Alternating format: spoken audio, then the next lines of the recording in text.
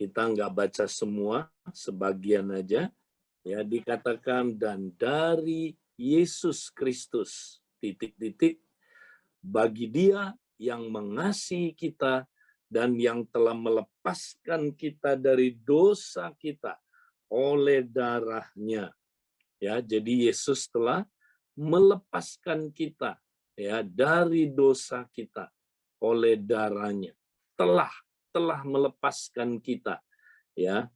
Nah, Saudara, untuk apa kita, saudaraku, dilepaskan dari dosa kita, diselamatkan untuk apa? Ya, ini dia, Saudara. Dan yang telah membuat kita menjadi suatu kerajaan, menjadi imam-imam bagi Allah, Bapaknya. Bagi Dialah kemuliaan dan kuasa sampai selama-lamanya. Amin. Nah, ternyata saudara, kita diselamatkan oleh Tuhan, ada tujuannya supaya kita menjadi kerajaan imam, ya. Telah menjadi kerajaan imam. Nah, apa itu kerajaan imam, Saudara? Kerajaan imam adalah kerajaan yang semua anggotanya adalah imam. Itu namanya kerajaan imam, ya. Nah, ayat ini, Saudara, sering sekali disalah tafsirkan, Saudara. Ya, ada orang yang menafsirkan, oh, kalau raja itu bisnismen, kalau imam itu pendeta-pendeta full time. Keliru, nggak ngomong begitu, Saudara. Semua orang percaya adalah raja-raja dan imam-imam, ya. Memang kata kerajaan imam ini ya, yaitu saudara memleket kohanim, ya, itu memang sulit diterjemahkan, makanya King James menerjemahkannya raja-raja dan imam-imam. Tapi sebenarnya kalau digabung, saudara, bisa artinya kerajaan imam atau imamat yang berkerajaan, ya, imamat, ya, saudaraku, rajani. Jadi saudara, ini berbicara tentang kerajaan imam. Semua orang di dalam kerajaan Allah adalah imam, saudara. Walaupun dia baru lahir baru 2 jam, dia sudah jadi imam. Ya, ada lagi pengajaran yang salah. Oh, Pak Edi, orang jadi imam kalau dia udah dewasa rohani. Enggak, saudara. Begitu dia lahir baru 2 jam, dia sudah jadi imam. Ya. Nah, ada lagi yang keliru, saudara. Oh, kalau yang di panggung melayani worship leader, song leader, ya musisi, nah itu imam. Kalau kita mah enggak, Pak Edi, kita bukan imam.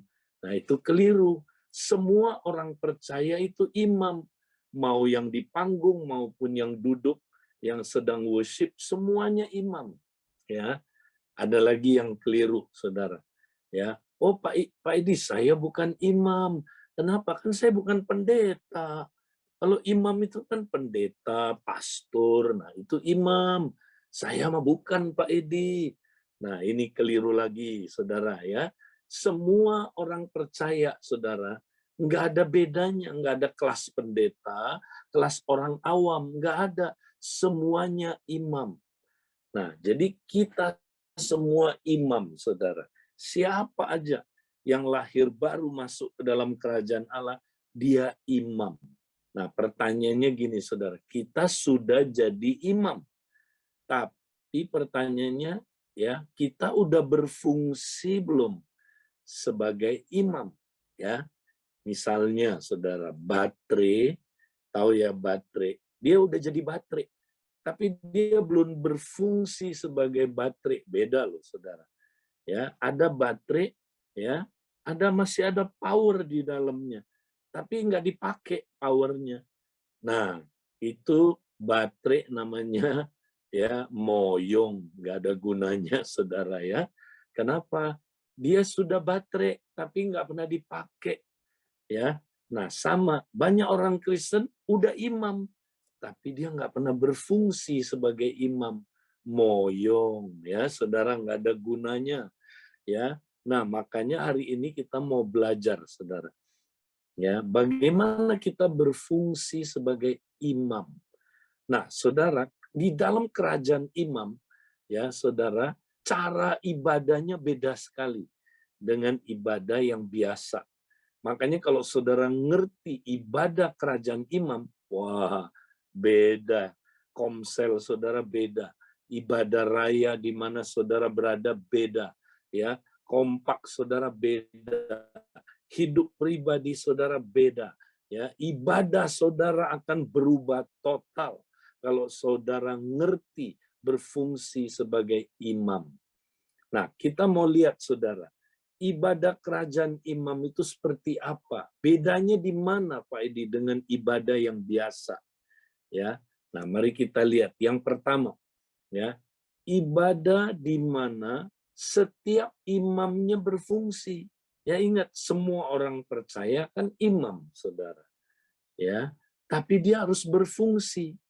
Nah, seringkali saudara dalam ibadah, entah di komsel, entah di kompak, entah di ibadah raya, saudara, kita nggak berfungsi sebagai imam. Ya, kita ngapain? Kita jadi penonton. Nah, ini dia, saudara. Pak Edi kan saya nonton show, ya kan? Wah, asik ini show. Ya, orang yang di mimbar, nah itu lagi apa? Ya, lagi mempertontonkan, ya, atau saudara, ya, lagi show. Kita lagi nonton, ya, kita penonton. Nah, akibatnya apa, saudara? Kalau kita penonton, saudara, kita nggak terlibat jadi imam. Makanya nggak dahsyat ibadahnya, saudara. Karena nonton show, ya kan? Nah, makanya kalau nonton, saudara, penonton itu biasanya nggak terlibat main, ya kan? Dia apa? Penonton, dia diam, lipat tangan, terus ngamatin. Aduh, penonton itu banyak protesnya. Setuju, saudara? Kalau penonton lagi nonton, saudara, show-nya nggak enak, dia protes. Gue udah bayar, enak aja, ya kan? Show-nya nggak bagus, lawaknya nggak lucu, ya. Aduh, musiknya, coba lihat tuh, ya. Aduh, kurang latihan ini, ya. Coba lihat pemimpin pujiannya jelek, ya, nggak kayak apa, nggak kayak artis drakor, ya. Nah, itu dia, saudara. Ya, kita nonton. Nah, kalau kita nonton tuh banyak protesnya, banyak komplainnya, ini nggak baik, itu nggak baik. Ya, dianya nggak nyembah, ya, karena dia penonton. Sambil nonton, dia nonton tontonan lain, saudara. Tontonan lain apa, saudara? Main Instagram, ya kan, saudara. Sambil worship itu hari Minggu, ya. Worship sambil lihat Instagram, sambil lihat Facebooknya orang, sambil lihat YouTube. Ya, bahkan kemarin ada yang ngaku, Pak Edi, saya lebih gawat, Pak Edi. Ya, saya mau jujur, tapi saya udah bertobat. Ya, saya hari Minggu aja, Pak Edi, lagi khotbah, saya pakai earphone, saya nonton drakor, Pak Edi. Bayangin, saudara, lagi khotbah dia nonton drakor. Gawat nggak, saudara? Nah, ini yang sering terjadi, saudara. Karena orang Kristen nggak ngerti dia itu imam.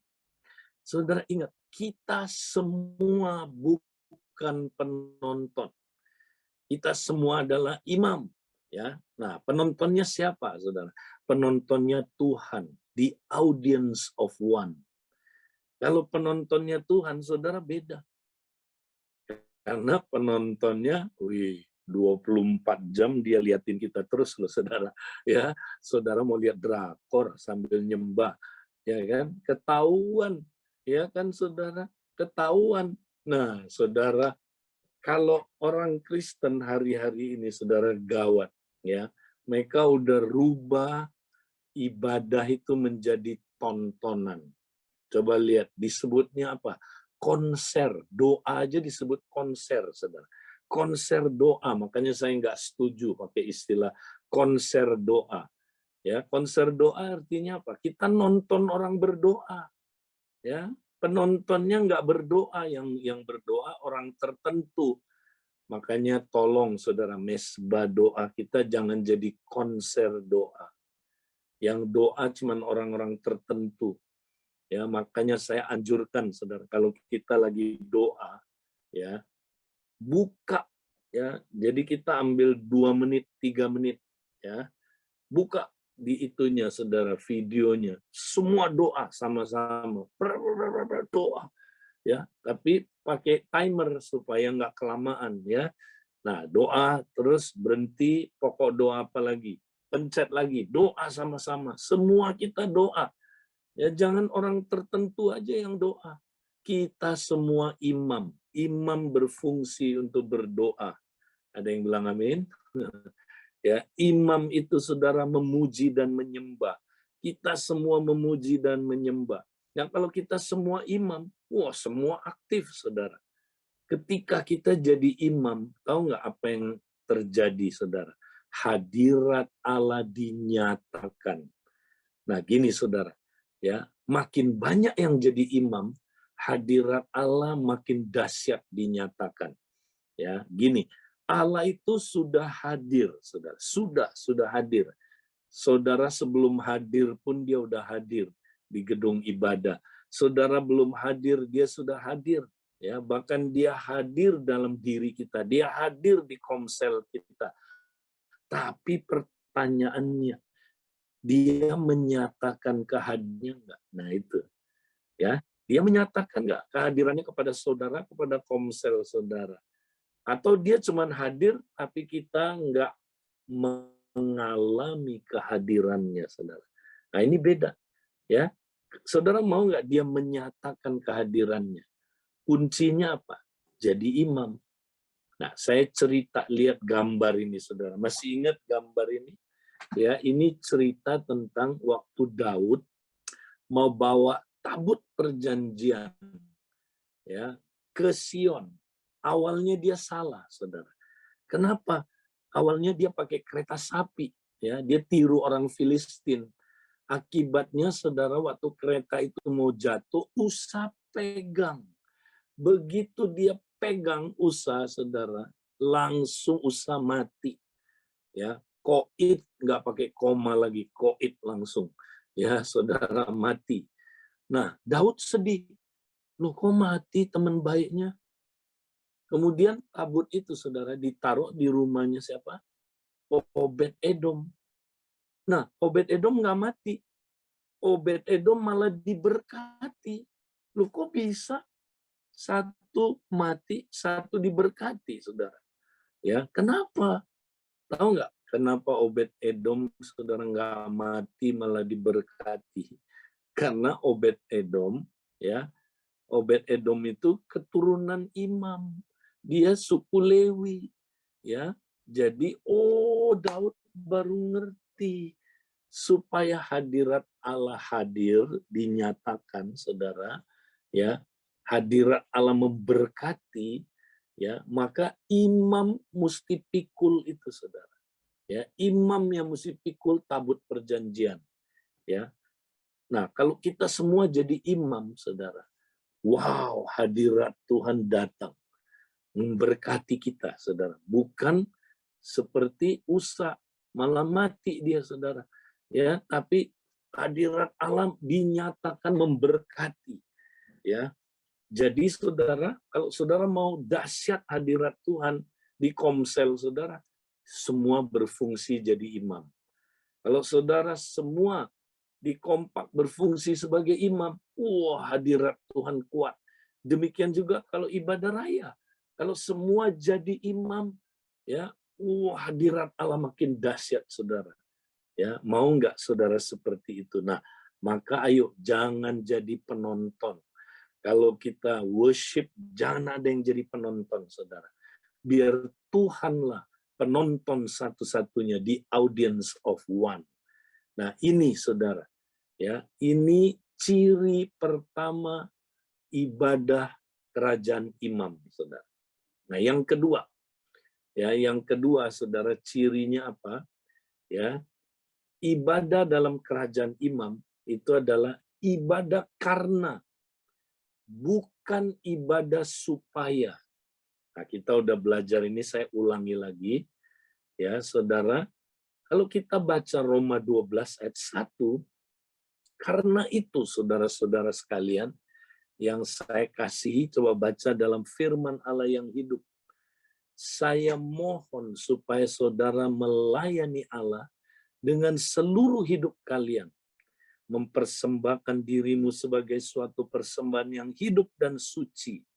Suatu persembahan yang menyukakan hatinya. Melayani dia dengan cara ini adalah ibadat sejati dan balasan yang pantas untuk kasihnya.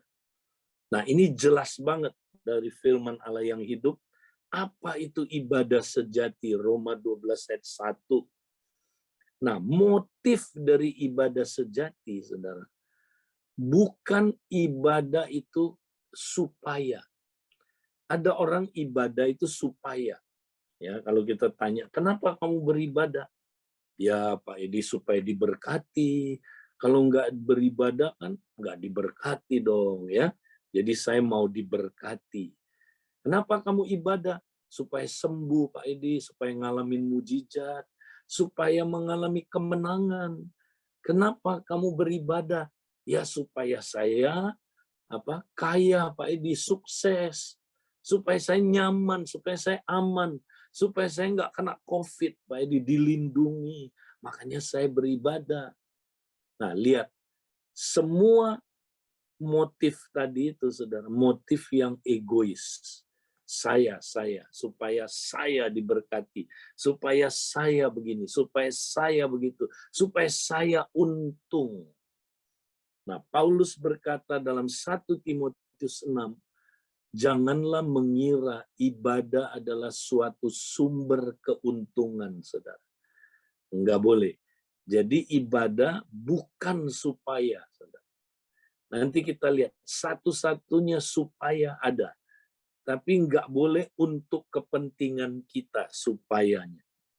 Ya. Nah, ibadah harus karena. Ya, makanya dimulai dengan Roma 12 ayat 1 ini, karena itu.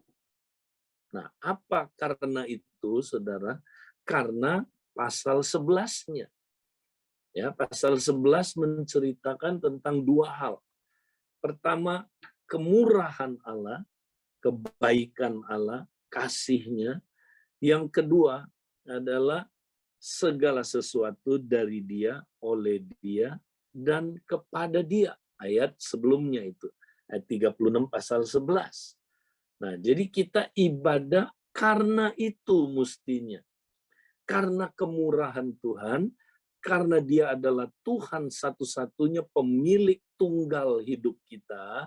Karena itu ya kita beribadah, melayani Dia dengan seluruh hidup kita, mempersembahkan diri kita sebagai persembahan yang hidup dan suci, persembahan yang menyukakan hatinya, melayani Dia dengan cara ini, dengan motif tadi yang benar itu, ya, dengan cara ini adalah ibadah sejati.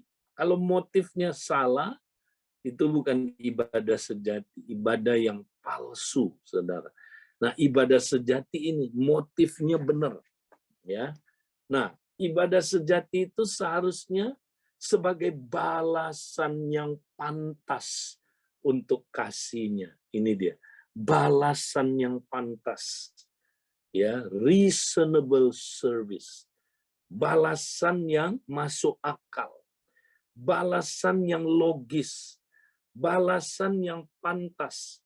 Adalah pantas. Kalau Tuhan begitu mengasihi kita, maka balasannya kita pun akan sangat-sangat mengasihi Dia.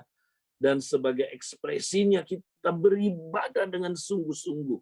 Karena Dia mengasihi kita, kita mau balas kasihnya, saudara. Ya. Nah, ibadah itu, saudara, mestinya motifnya ini.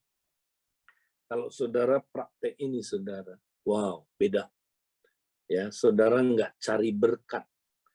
Ya, saudara datang itu apa? Saudara memberi, udah nggak mikir, ya, saya mau nyaman, nggak nyaman, saya diberkati, nggak diberkati, ya, saya nggak cari itu. Saya mau menyenangkan Tuhan aja. Ih, kalau semua ibadah begini, saudara, ngeri, ya. Itu atmosfernya pasti beda, saudara. Ya, nah kita mulai alami, saudara, sekarang setelah dipraktekkan, saudara. Komsel kok beda ya katanya, ya kompak kok beda ya. Kemudian kita, waduh, kalau ibadah sungguh-sungguh banget, ya. Karena itu kan, karena kita udah merasakan kasih yang begitu besar, kita ingin balas kasihnya Tuhan sebagai balasan yang pantas, balasan yang logis, ya saudara, untuk kasihnya yang begitu besar. Nah ini saudara, ini ibadahnya apa? Kerajaan imam, ya beda jadi, nggak kayak gereja sekarang. Kita itu ibadah supaya, ya kan? Waduh, begitu kita nggak dapat, saudara, kita mulai bersungut-sungut. Percumalah ikut Tuhan. Katanya kalau saya ibadah diberkati, apanya diberkati? Tuh, mulai, saudara, ya. Ya, males deh, ya. Katanya, ya saya udah begini, akan dapat ini. Nggak dapat. Nah, itu dia, saudara. Ya. Nah, akhirnya, saudara, ibadah kita nggak berkenan kepada Tuhan. Dan tidak ada kuasa ibadah yang mengubah hidup kita. Ya, saudara mau ada kuasa ibadah yang satu, ibadah karena, bukan ibadah supaya. Nah, yang ketiga, saudara, ciri ibadah kerajaan imam yang ketiga, saudara, adalah ibadah, ya, sebagai rumah doa bagi segala bangsa, ya. Nah, tahukah saudara, kita disebut rumah doa bagi segala bangsa? Berikutnya bisa ditampilin. Nah, di dalam Markus,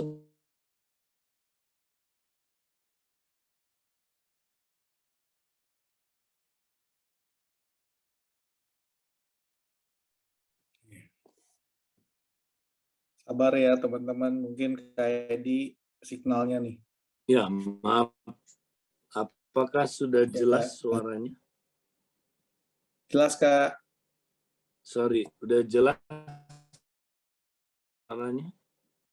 Udah Kak. Sebentar ya, saya tukar dulu ke, ya lebih baik saya tukar ke ini sebentar, pakai data aja, ya, karena kadang, bentar ya, saya tukar ke Iya data Kak. dulu.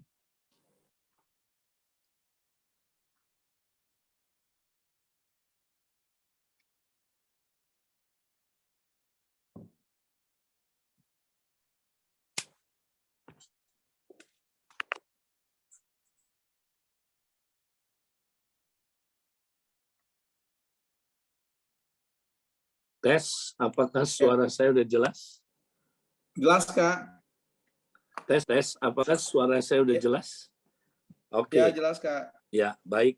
Kita lanjutin ya, saudara. Ya, kita lanjutin. Sorry, tadi ada problem internet. Ya, saudara, sekarang yang ketiga. Nah, kita mau lihat, saudara, ibadah kerajaan imam. Ya, imam fungsinya adalah rumah doa bagi segala bangsa. Ya, itu fungsi imam, saudara. Imam itu perantara, ya, antara bangsa-bangsa dengan Tuhan. Ya, makanya Tuhan menyebut gerejanya sebagai rumah doa bagi segala bangsa. Ya, Markus 11 ayat 17. Lalu ia mengajar mereka, katanya, bukankah ada tertulis rumahku akan disebut rumah doa bagi segala bangsa? Tetapi kamu ini telah menjadikannya sarang penyamun. Nah, saudara, rumah Tuhan atau gereja itu disebutnya rumah doa bagi segala bangsa. Ya, masih ingat saudara lagunya? Jadikan aku Tuhan rumah doamu, agar semua suku bangsa datang menyembahmu. Jadi kalau rumah doa itu ngapain, saudara? Berdoa supaya ya ada penjangkauan suku-suku bangsa, supaya bangsa-bangsa datang ke rumah Tuhan berduyun-duyun, datang supaya mereka bertobat, datang ke rumah Tuhan. Dimulai dengan doa syafaat, saudara. Jadi kita mesti bersyafaat. Ya, ibadahnya orang Kristen mestinya ada syafaat buat bangsa-bangsa. Ya, tapi kita nggak ada kan sekarang. Coba lihat ibadahnya orang Kristen, fokusnya ke kita. Doa juga doanya buat kita aja. Ya, nggak salah, tapi jangan lupa, saudara, kita rumah doa bagi segala bangsa. Jadi harus ada syafaat. Ya, kita doain bangsa-bangsa. Ya, kita syafaati dengan hati yang hancur, dengan hati yang saudara remuk, dengan hati yang sungguh-sungguh saudaraku penuh belas kasihan. Ya, Tuhan, jadikan kami Tuhan. Oh Tuhan, rumah doamu Tuhan.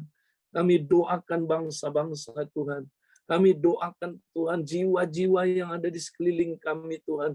Tuhan, utus pekerja-pekerjamu Tuhan. Jangkau mereka Tuhan supaya mereka boleh diselamatkan. Itu doanya saudara. Ya, kita berdoa supaya ada penjangkauan jiwa. Ya. Nah, kalau kita enggak saudara. Kita doanya hanya untuk masalah kita. Ya, doa buat bangsa pun nggak ada doa buat jiwa-jiwa diselamatkan. Coba kita lihat doa-doa bangsa sekarang. Ya, menurut saya saudaraku nggak alkitabiah. Kita doanya apa saudara?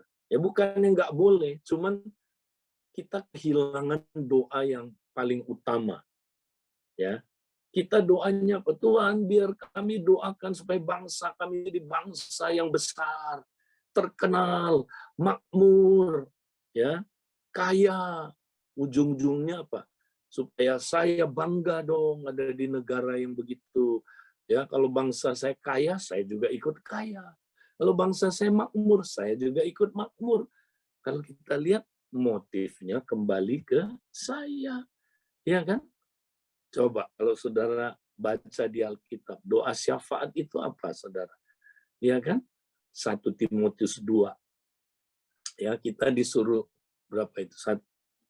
2 Timotius sampai 1 Timotius ya. Nah, dikatakan berdoalah ya, berdoa syafaat ya dengan permohonan dan syukur untuk pembesar-pembesar ya, untuk apa saudara? Ya, untuk pemerintah. Nah, supaya apa? Bukan supaya makmur. Coba baca deh. Bukan supaya makmur, tapi supaya kita dapat beribadah dengan tenang. Ya, artinya kita doain supaya pemerintahannya ya mengizinkan orang Kristen bertumbuh di negara itu. Ya, mengizinkan orang Kristen saudaraku ya bisa berkembang. Ya, bisa saudaraku beribadah dengan tenang. Ya. Nah, itu yang kita mesti doain. Kemudian apa, saudara? Karena itulah kehendak Tuhan ya yang menginginkan supaya semua orang diselamatkan. Nah, ini doain supaya semua penduduk di Indonesia ini diselamatkan.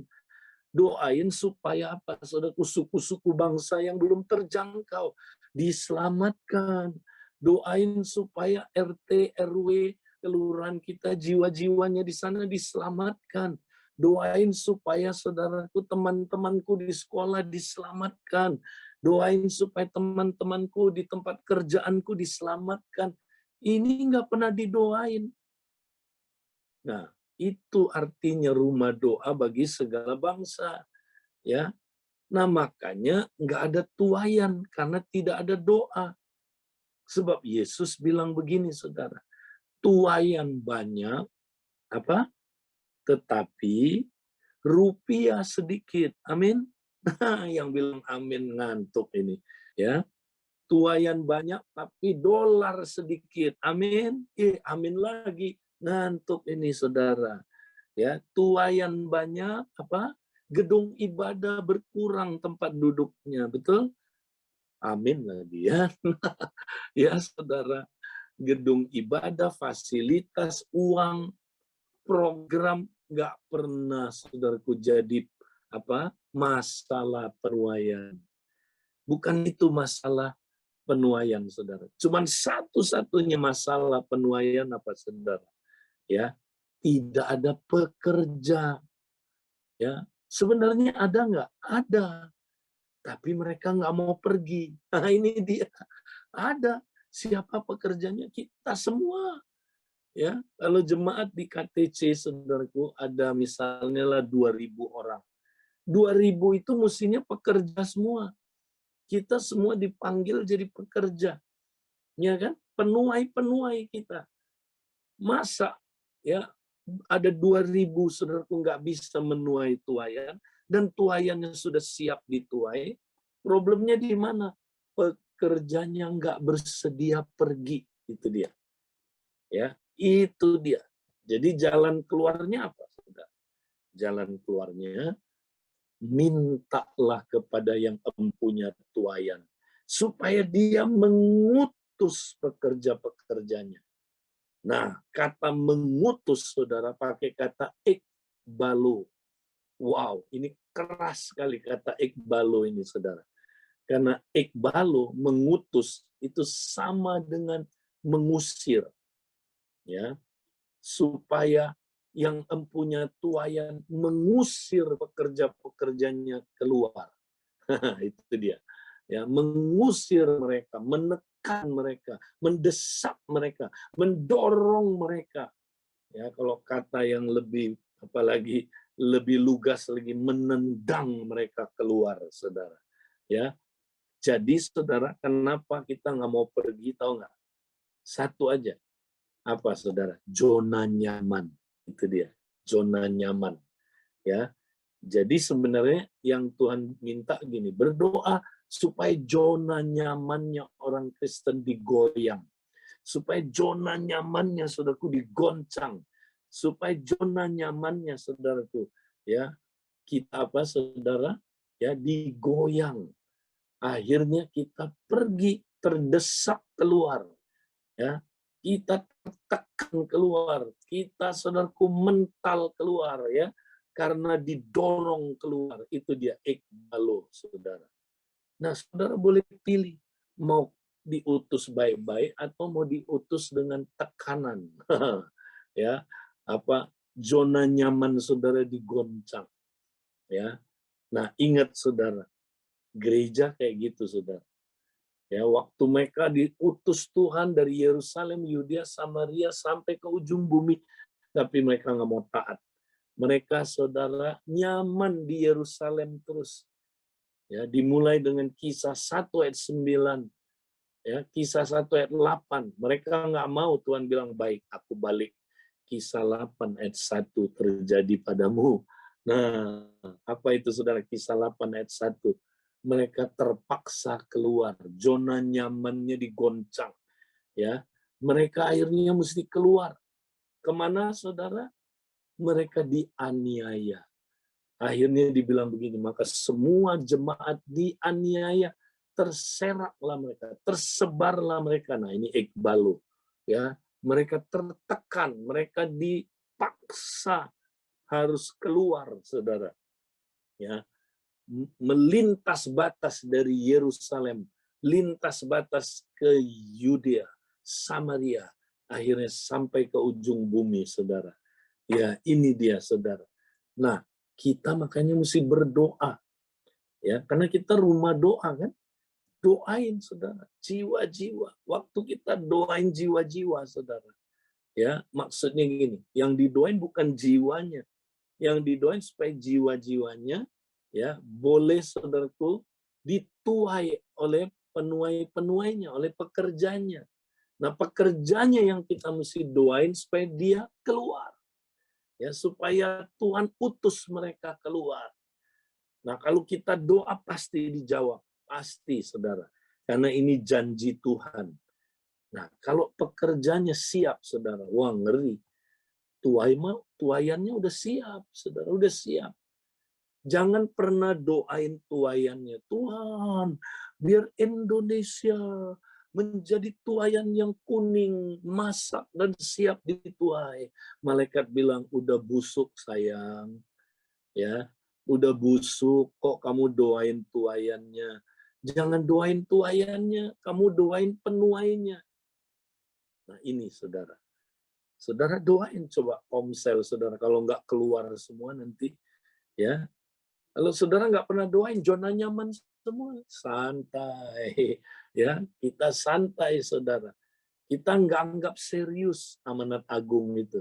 Tapi kalau didoain, ya, wah, dahsyat. Banyak jiwa nanti kita menangkan. Nah, yang terakhir, saudara, ya ini hampir sama yang ketiga, ya. Jadi ibadah kerajaan imam itu, saudara, ibadah yang misioner, ya, ibadah yang berkaitan sama penjangkauan, sama tadi ya. Nah, kita lihat ya Mazmur 67 ayat 2, kiranya Allah mengasihi kita. Bagus ya, bagus. Dan memberkati kita, wih, makin bagus. Kiranya ia menyinari kita dengan wajahnya. Wah, ciamik, bagus. Terus Sela. Ya. Jadi ini saudara Mazmur ini dibacakan untuk memperingati orang Israel keluar dari Mesir. Ya. Ketika orang Israel keluar dari Mesir, saudara, Allah itu mengasihani mereka. Ya.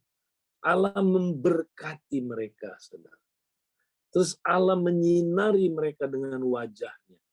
Ya, ini adalah apa, saudaraku? Berkat Tuhan buat orang Israel. Ya, berkat-berkatnya. Mereka diberkati. Tapi tunggu dulu, untuk apa mereka diberkati, saudara? Ingat, Abraham diberkati untuk memberkati. Nah, kita jangan lupa, ya, orang Israel itu kan keturunannya Abraham. Perjanjian yang Tuhan bikin buat Abraham adalah, ya, engkau akan menjadi berkat. Engkau akan diberkati untuk menjadi berkat.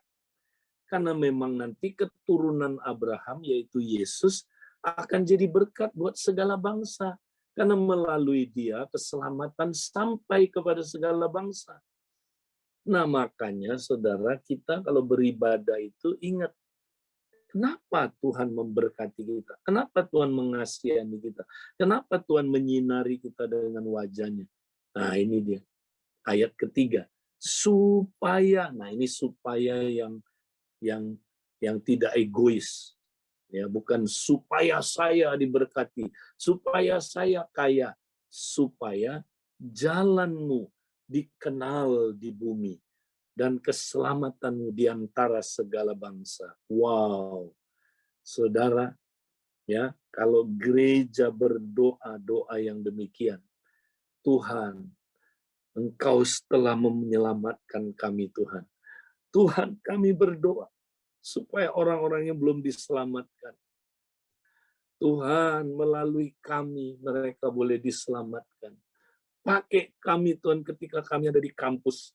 Pakai kami ketika kami, Tuhan, ada di sekolah. Pakai kami, Tuhan, ketika kami ada di, Tuhan, di bisnis kami, di profesi kami. Pakai kami, Tuhan, supaya kami menuai jiwa-jiwa. Kami menuai bangsa-bangsa. Tuhan, pakai kami, Tuhan.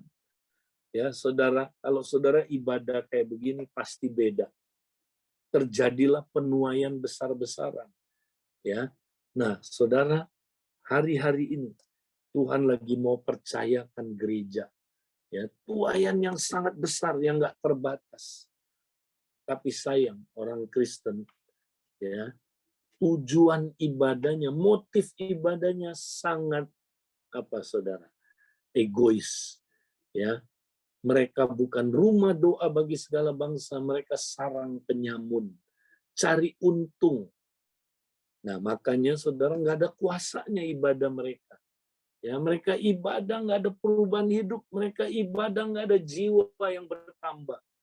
Tuhan mau kita ubah cara ibadah kita, saudara. Ya, marilah kita ibadah bukan untuk kita, tapi untuk jadi berkat. Gambar yang terakhir, saudara. Kita lihat satu lagi gambar. Nah, ini kalau ada air terjun, saudara. Deras sekali, saudara. Ya, air terjun itu seumpama berkat Tuhan, kuasa Tuhan, ya, kasih karunia Tuhan dicurahkan begitu besar. Berkatnya begitu besar, saudaraku. Kasih karunia-Nya begitu besar kayak air terjun. Kuasanya begitu besar, kasihnya begitu besar. Nah, kalau saudara datang bawa ember ke bawah air terjun ini, saya mau tanya, cepat nggak penuhnya, saudara? Cepat. Hitungannya detik penuh embernya. Nah, begitu penuh, ya udah. Ya, dalam hitungan detik, saudara udah penuh. Ya, mau ngapain lagi, udah penuh. Nah, saudara, demikianlah orang kalau datang kepada Tuhan untuk dirinya sendiri aja. Dia kayak ember ini, saudara, udah penuh. Ya, terus mau ngapain lagi? Bosen. Makanya orang yang beribadah itu cari untung, dia cepat bosen, saudara. Pak Edi, ibadah lagi, bosen gua. Ya kan? Gitu-gitu aja. Nah, itu dia. Ya, karena dia bawa ember. Coba kalau saudara bawa selang kayak yang di kanan. Wih, apa yang terjadi, saudara? Ya, nggak penuh-penuh. Selang itu, saudara, wah, jadi berkat, jadi aliran ya buat orang lain, saudara. Lebih berbahagia orang yang memberi daripada menerima, saudara. Benar. Dan selang itu bersih karena dialirin terus air. Ya, saudara. Nah, demikianlah hidup kita, saudara. Mari kita jadi saluran berkat, ya. Jangan jadi laut mati, saudara. Jadi saluran berkat, saudara. Kalau jadi laut mati, bentar aja kita mati. Ya kan, saudara? Kalau jadi laut mati, sebentar aja kita bosen. Kalau jadi laut mati, sebentar aja kita, saudara, udah berhenti, mau ngapain lagi. Ya, tapi kalau kita jadi berkat, saudara, ya kayak sungai yang mengalirkan air terus, wow, kita nggak akan pernah bosan, saudara, nggak akan pernah ya kekurangan kuasa. Kita akan lihat kuasa Tuhan mengalir lewat kita. Kita akan lihat kasih-Nya mengalir lewat kita. Kita akan lihat kasih karunia-Nya mengalir lewat kita. Akibatnya, wow, kita orang yang paling berbahagia di dunia ini, saudara. Saudara, mari kita mau praktek ya cara ibadah yang berbeda, ibadah kerajaan imam.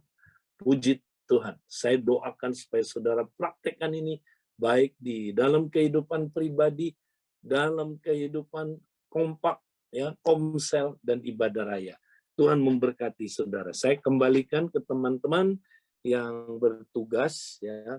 Silakan kalau ada yang mau meneguhkan dengan kesaksian atau ada yang mau bertanya, silakan.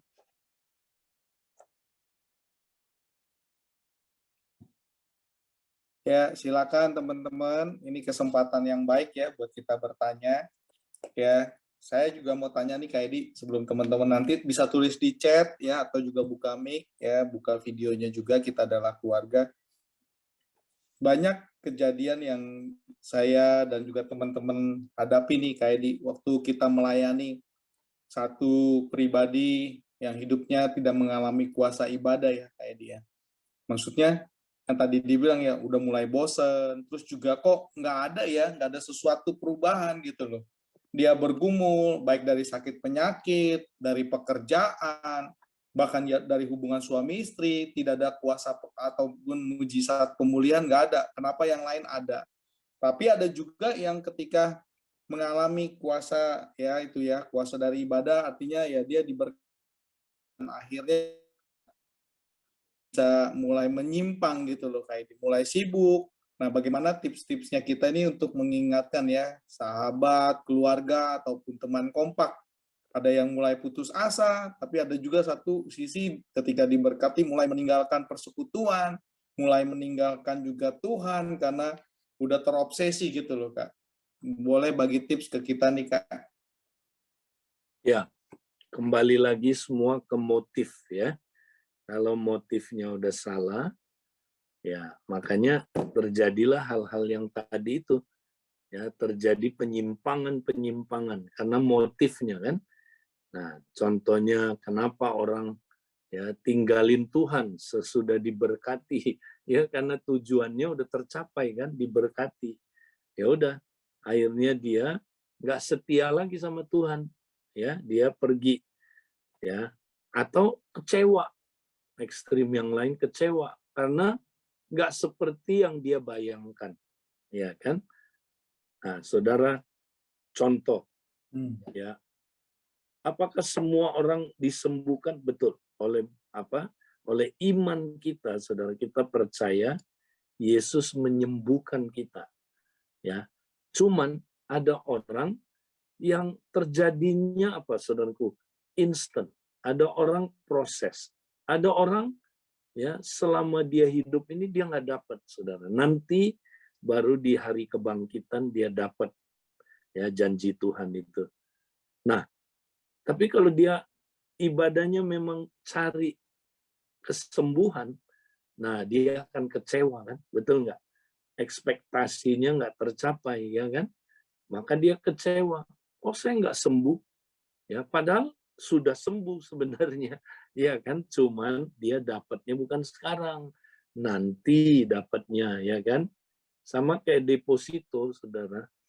Ya, deposito itu tabungan itu ada yang kita bisa ambil, ada yang kita nggak bisa ambil, saudara. Tapi ada nggak uangnya? Ada. Cuman kita nggak bisa ambil sekarang, nanti. Ada waktunya, ada temponya, ya. Baru kita bisa ambil. Nah, makanya kalau orang, ya, dia nggak dapat seperti yang dia inginkan, kalau dia motifnya memang cari itu, cari berkat, cari kesembuhan, dia kecewa, Yongki. Ya kan? Tapi kalau dia ibadah karena tadi itu, dia nggak bakal kecewa. Ya kan? Dia bilang gini, aku percaya Tuhan udah sembuhin, ya, tinggal cara Tuhan mau sembuhinnya, apakah ya instant proses atau nanti ya di tubuh kebangkitan, saya tidak peduli, karena saya datang bukan cari itu, saya datang untuk menyenangkan hati Tuhan, untuk sebagai balasan akan kasih-Nya. Ya, kalau motifnya gitu, wah nggak akan kecewa. Gitu ya. Jadi hari ini kita semua cek motif kita benar nggak. Itu aja dulu. Oke Kak, bagaimana yang menasihati yang lagi saat ini diberkati Kak, gitu loh Kak. Kadang-kadang kan ketika diberkati kita udah nasihatin, dia bilang, oh nggak ada yang nasihati saya, nggak ada yang ngingetin saya gitu. Padahal kita udah ingetin gitu loh Kak. Gimana? Ya, ya kalau kita udah ingetin, ya kita doain, dia masih belum ngeh juga. Ya memang kadang-kadang Tuhan itu mesti izinkan orang itu ya kebentur dulu gitu ya, kadang-kadang, betul nggak? Kayak anak yang hilang kan udah diingetin, jangan tinggalin papa kamu, jangan ambil harta papa kamu untuk disia-siakan. Mau juga, saudara. Nah, Tuhan harus izinkan dia belajar dari pengalaman mentok, ya kan? Nah, itu yang disebut concrete authority. Ya, banyak orang, saudara, mesti belajar bonyok dulu, ya, baru dia bertobat. Ya, coba lihat kiri kanan, ada wajah begitu nggak? Ya, nunggu bonyok dulu ya. Nah, kita janganlah ya, saudara. Kita lebih baik kuai-kuai aja, baik-baik aja ya. Jangan mesti nunggu bonyok dulu, kepala benjol ya. Nah, coba lihat benjol-benjol nggak teman sebelah kita. Ya, saudara. Mendingan kita kayak tadi diutus, saya mendingan diutus baik-baik lah, nggak mau ya. diutus bengkak-bengkak, benjol-benjol, kan nggak enak kan. Ya, teman-teman dengar baik-baik ya. Putuskan kita semua diutusnya baik-baik, jangan sampai benjol-benjol ya. bengkak-bengkak, apalagi cedera berat ya. Ya, teman-teman silakan boleh tulis di chat ya kalau ada yang mau bertanya atau meneguhkan apa yang dibagikan oleh Pak Edi Leo ya. Ya, kalau ada yang mau ketawa juga boleh ya, tapi ingat yang paling penting yang tadi ya, kita semua jadikan tuh jangan kita semua yang jadi penonton ya Kak ya. Ya, biar Tuhan yang jadi penonton satu-satunya yang sah. Wah. Oke, ada yang mau tanya? Bapak Ibu jangan ragu-ragu, mumpung gratis. Haleluya.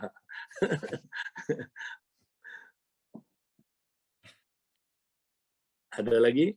Atau ada yang mau meneguhkan? Ya, Aduh, Pak Edi, saya dapat berkat. Silakan Ivan, mungkin ya silakan Ivan, waktu itu pelayanan ya sama dengan tim kompaknya boleh berbagi. Apakah ada Ivan ya punya sahabat dan kerabat? Boleh Ivan? Boleh buka mic? Halo. Halo, ya bro. Silakan, Van. Ya, silakan. Pau ya, silakan.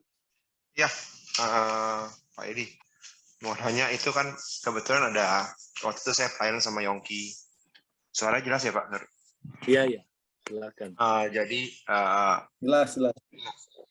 jadi dia tuh dulu memang orangnya tipikalnya kalau dia menyukai sesuatu tuh dia ekstrim gitu loh. Tapi ketika dia waktu itu kayak mendapat cinta Tuhan gitu loh, dia ekstrim cinta Tuhan. Tapi memang berjalannya waktu karena dia sakit atau mungkin dia ditinggalkan sama bukan ditinggalkan sih, maksudnya mamanya lebih fokus ke suami keduanya gitu loh. Jadi dia lebih banyak dicuekin. Nah, memang ada jeda waktu itu saya juga nggak terlalu kenal nggak terlalu dekat sama dia. Nah, tapi ketika kemarin kita ketemu, ternyata saya kaget gitu loh, bahwa dia bilang Tuhan itu adalah ilusi. Dia bilang itu dia bisa menceritakan terjadinya bumi, terjadinya apapun lah yang ada di dunia ini secara sains Pak, dengan sangat detail sampai kita juga terkagum-kagum gitu. Oh, kata Yongki, kalau kita nggak kuat-kuat iman nih, kita bisa percaya sama dia nih.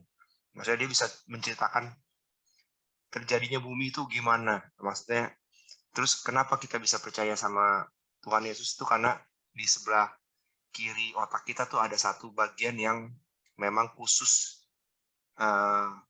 mudah untuk dipengaruhi gitu loh. Nah, disitulah katanya semua orang-orang yang beragama itu tertipu, dia bilang. Ya begitulah Pak Edi, kurang lebih banyak yang kita coba bicarakan ke dia tentang mau kembali ke Tuhan atau enggak gitu. Maksudnya kita coba ingat-ingatlah dulu kan pernah sayang sama Tuhan gitu loh. Nah itu dia bilang semua tuh ilusi, dia bilang semuanya. Ya intinya dia menentang lah. Pada akhirnya sampai dia mulai mungkin sedikit berpikir dari ketika Yongki menceritakan kesaksian juga. Tapi pada akhirnya sih memang dia tetap bersikeras dengan pendapat dia bahwa Tuhan itu nggak ada gitu. Dia bilang ateis itu lebih bahagia gitu loh, lebih nggak banyak aturan segala macam gitu. Gitu sih Pak. Cuma ini ya makanya kita juga bingung menghadapi orang seperti ini, seperti apa ya, mesti gimana gitu loh Pak. Iya. Ya, jadi kemungkinan besar dia adalah orang yang memang belum lahir baru ya. Karena ya kelihatan memang dari buahnya ya, dia imannya tiba-tiba berubah seperti itu ya. Jadi kemungkinan besar dia belum lahir baru. Ya, jadi kita doain supaya mata hati dia menjadi terang ya, sehingga dia dapat melihat terang Injil itu ya, doain dia. Nah, dia terkena yang namanya ya itu 1 Korintus 2 Korintus 10 itu ya. Jadi peperangan kami bukan melawan darah dan daging, tapi melawan apa? Ya, roh-roh jahat ya. Nah, peperangan kita bukan dengan senjata jasmani, saudara, tapi dengan senjata rohani, ya, yaitu menghancurkan benteng-benteng, kubu-kubu pertahanan yang dibangun di pikiran, ya, untuk melawan pengenalan akan Kristus, ya. Jadi saudara, logika dia itu kelihatannya logis banget, tapi itu saudara logika yang dipakai oleh iblis untuk melawan pengenalan akan Allah, ya. Nah, jadi itu kubu-kubu pertahanan yang udah dibangun oleh iblis di pikiran manusia, ya, itu yang disebut isme-isme, ya. Jadi komunisme, ateisme, ya, evolusionisme, ya, apalagi humanisme. Nah, isme-isme ini, saudara, itu dipakai setan untuk membuat manusia berpikir begini, logis ya. Ya, terus dia berpikir gini, wah, Tuhan itu nggak masuk akal, makanya. Ya, nggak masuk akal itu. Ya, lalu dia merisen segala sesuatu itu pakai otaknya. Ya. Nah, ini yang disebut stronghold, saudara. Ya, jadi kubu-kubu pertahanan. Ini kita nggak bisa hanya melawan dia dengan logika saja, nggak bisa. Ya, kita mesti doain peperangan rohani, patahkan isme-isme itu, saudara. Ya, nah kita patahkan. Ya, kalau dia memang orang pilihan Tuhan, dia pasti akan hancur benteng-benteng itu. Ya, dan nanti dia akan dengar Injil dan dia akan menerima Injil itu, baru mata hatinya terbuka. Ya, jadi kita jangan sekedar adu logika sama dia, ya, karena dia memang lagi dibutakan sama iblis. Ya, jadi kita jangan adu logika saja. Ya, memang kadang-kadang Tuhan bisa pakai kita adu logika, bisa. Tapi kalau kita nggak doain dia, sia-sia, dia tetap buta, ngerti ya? Nggak lihat. Nah, itu sih anjurannya saya. Nah, cara lain masuknya adalah, ya, kita jangan lawan dulu logikanya, tapi coba lihat masuk dari dia luka. Biasanya gini, kalau orang murtad itu, ya, tadinya orang kayak percaya, tiba-tiba balik gitu, malah ngelawan Tuhan. Nah, itu biasanya ada pengalaman kepahitan, saudara. Ya, pengalaman kecewa, pengalaman trauma. Ya. Nah, itu membuat dia, saudara, pandangan dia dengan Tuhan tuh negatif. Ya. Nah, akhirnya, ya, dia bisa terpengaruh demikian, bisa. Jadi kita doain dulu deh. Itu sih masukan saya, ya. Oke. Thank you, Kak Edi. Ya, thank you Kak Edi. Ya, teman-teman, kalau masih ada orang lagi, boleh bertanya atau meneguhkan. Ya, saya kalau izin enggak, bertanya dong, Koyomki. Ya, silakan. Boleh, Radit, silakan. Ya, mau tanya nih, Kak Edi, terkadang nih ada dilema ya, misalkan di hari Minggu gitu kan. Kan kita hari Minggu biasa ada jadwal ibadah lah, ibadah ke gereja gitu. Tapi di satu sisi terkadang dari minggu ini juga ada orang yang minta dilayani gitu kan, bentrok dengan jadwal ibadah ke gereja. Nah, ya kan melayani juga dibilang ibadah kan kalau di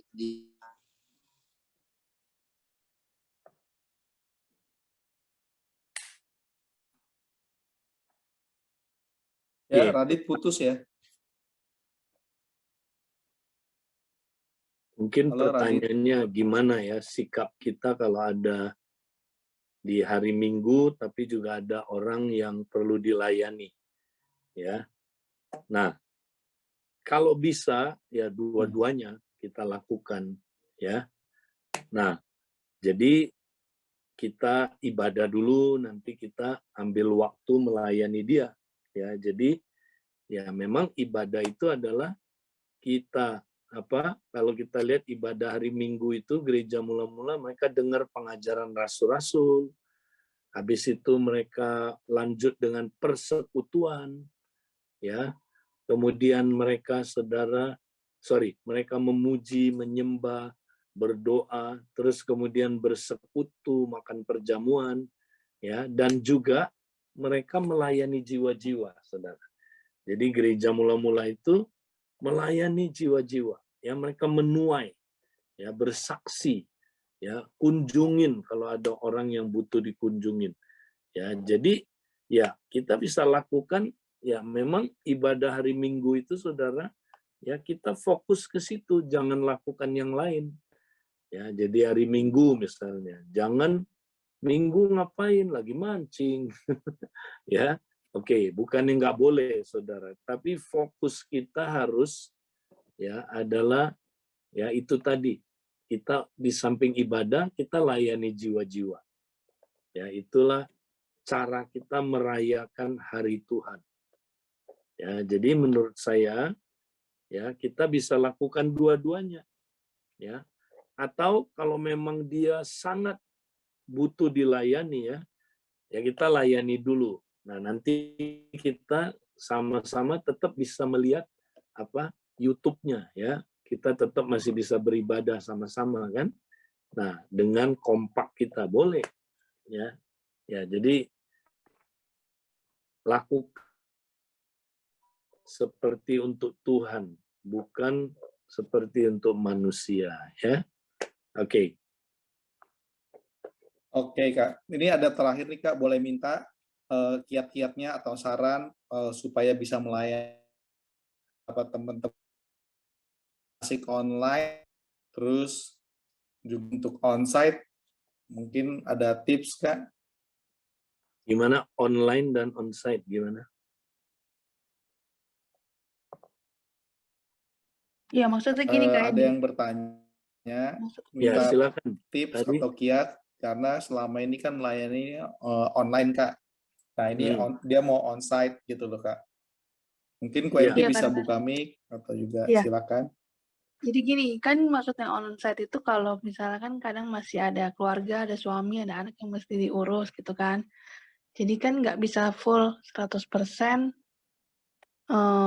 untuk pelayanan onsite gitu. Tapi bisanya masih online gitu loh. Kiat-kiatnya gimana ya, kayak di? Ya, kalau memang belum bisa normal onsite, kita online dulu sementara, kan. Nah, sampai nanti situasi udah lebih kondusif, nah kita bisa, ya, onsite, oke? Kalau udah aman, ya. Nah, bagusnya gini, idealnya, ya, kita yang onsite, ya udah kita suruh mereka benar-benar, ya, berkembang pelayanannya, ya. Kita lakukan komsel misalnya secara onsite, ya. Tapi tetap mesti digabung juga dengan online. Contohnya, ya, kalau kita kompak aja lah misalnya. Kan kita seminggu sekali ketemu onsite, ya kan? Tapi kan kalau tiap hari ketemu onsite, waduh, susah sekali. Ya, kita nggak punya waktu cukup di Jakarta ini. Harus kombinasi. Jadi kita ketemu seminggu sekali, ketemu muka, tetapi tiap hari kita 15 menit, kita saling kontek-kontekan, ya, saling mendoakan, sharing, ya. Nah, kalau ada jiwa baru kita layani pakai online aja. Ya. Jadi itu kan lebih praktis, lebih nggak usah banyak travel, ya. Nah, itu di-combine, jadi ada onsite dan online. Nah, tapi sekarang ini Tuhan juga buka, ada jiwa-jiwa yang memang Tuhan kirim jauh-jauh. Nah, itu juga kita kalau bisa jangan ditinggalin, ya. Jadi kita layani komsel-komsel yang online, ya. Idealnya kalau bisa, saudara, kita, ya, dua-duanya, ya, dikombinasi aja, ya. Jadi online ada, onsite ada, hybrid, ya. Nah, tapi kalau kita ada waktu, kita pisahin aja yang online sendiri, ya, yang online, tapi yang onsite, ya, juga sendiri kalau kita ada waktu. Kalau kita nggak ada waktu ya kita iniin aja, ya paduin aja gitu. Itu sih saya pikir tips yang kita akan berikan ya, sesuai dengan kemampuan saudara. Jangan memaksakan. Kalau saudara hanya bisa online sampai sekarang, ya udah online dulu aja, ya. Tapi kalau bisa onsite, silakan. Atau mau dikombinasi, silakan, ya. Yang mana yang terbaik, waktu Anda yang harus dipertimbangkan. Oke, itu menurut saya. Oke, Kak. Oke, boleh teman-teman buka video, kita minta didoakan sama Kak Edi semua nih, Kak. Kan liburan nih, Kak. Kita mau diutus, Kak. Mau di ekbalo, Kak. Jadi di ekbalo baik-baik, teman-teman. Jangan sampai cedera, ya. Teman-teman buka video semua, kita mau didoakan sama Kak Edi, biar kita juga bukan hanya liburan untuk senang-senang, ya, bukan hanya liburan untuk juga menyenangkan diri, tapi kita mau praktek jadi imam. Ya, kita mau bawa keluarga kita, kerabat kita, ya, kita siap diutus dalam 2 minggu ini. Terima kasih Kak Edi, boleh doakan kami semua, Kak. Tuhan, kami sangat bersyukur mengingat betapa luar biasanya Tuhan, firman-Mu Tuhan berbicara kepada kami. Kami mau taat Tuhan, kami mau jadi imam, berfungsi sebagai imam.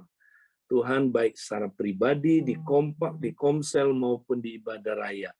Bahkan Tuhan, ketika liburan, pakai kami Tuhan, supaya kami tahu Tuhan, walaupun kami Tuhan liburan, refreshing, tapi kami percaya Tuhan, Engkau seringkali Tuhan membawa jiwa-jiwa itu untuk berjumpa dengan kami, dan kami boleh bersaksi menjadi berkat buat mereka. Terima kasih Tuhan, pakai semua kami Tuhan, menjadi alat-Mu Tuhan, untuk Tuhan menjangkau jiwa. Terima kasih Tuhan, kami serahkan dalam perjalanan kemanapun kami pergi, kami percaya Tuhan, Engkau yang menyertai, Engkau yang memberikan kami kasih karunia-Mu berlimpah-limpah. Terima kasih Tuhan, berkati apa yang kami lakukan, supaya kami jadi berkat buat lebih banyak orang lagi. Terima kasih saudara, terimalah berkat dari Allah Bapa, cinta kasih dari Tuhan Yesus Kristus, persekutuan dalam Roh Kudus menyertai saudara sekarang sampai selama-lamanya. Amin. Tuhan berkati. Terima kasih Kak Edi. Terima kasih Kak Edi. Terima kasih Kak Edi. Amin. God bless you all. Kak Edi. Bye.